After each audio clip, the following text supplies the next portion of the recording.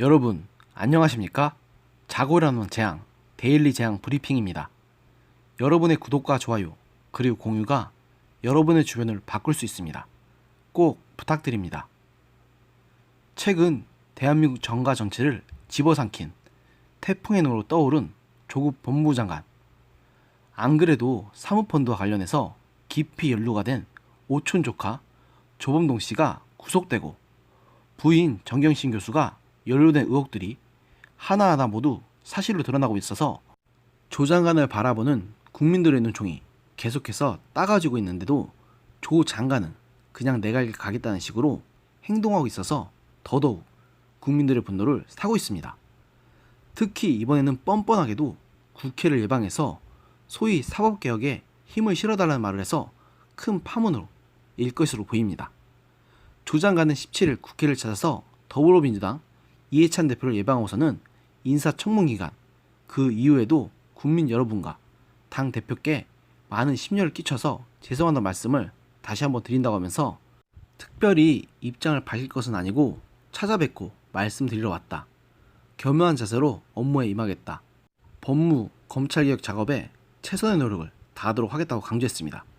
그러자 이 대표는 역대 그 누구보다 혹독한 청문을 거쳤기 때문에 수고가 많았고 여러 가지 어려움이 있으리라 생각하는데 법무, 검찰개혁을 이제 시작하는 것이라고 생각하고 잘 임해주시길 바란다고 하면서 국민 대부분이 사법개혁과 검찰개혁을 해야 한다고 바라지만 한 번도 지금까지 성공을 못했는데 그쪽 분야의 조화가 깊으시니 잘 하실 것이라고 어이없는 말로 조 장관을 격려하는 모습을 보였습니다. 또 조 장관은 이 대표에 이어 민주당 이인영 원내대표를 만났는데요. 이 원내대표는 촛불 시민의 명령이었던 검찰개혁, 사법개혁과 관련해 조 장관에게 거는 기대가 남다르다. 국민들의 응원과 성원 역시 조 장관이 검찰개혁, 사법개혁과 관련해 훌륭한 역할을 해주실 것이라고 믿는 것이라고 하면서 우리 시대 과제인 검찰개혁과 사법개혁을 이번에 반드시 해야 하고 가장 잘 해낼 수 있는 적임자는 조국이었다고 보증한다.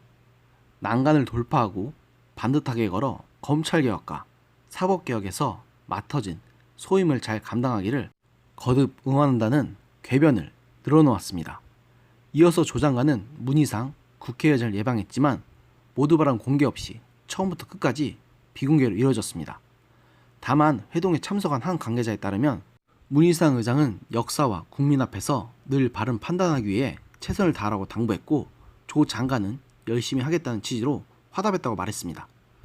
이어 조 장관은 오후에는 정의당 심상정 대표와 변화와 희망의 대한정치연대 유선업 대표를 각각 예방했습니다.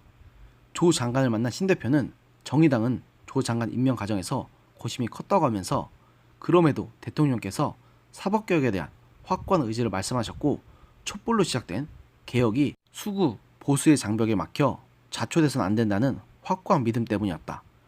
적어도 촛불이 만든 정권에선 사법개혁과 선거제도를 중심으로 한 정치개혁은 반드시 이뤄야 하는 개혁과제라고 하면서 자신들의 행태를 정당화하는 모습을 보였습니다.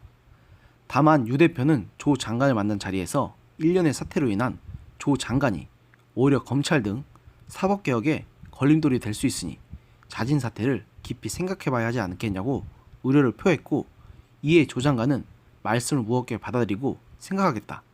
감사하다고만 짧게 답했습니다.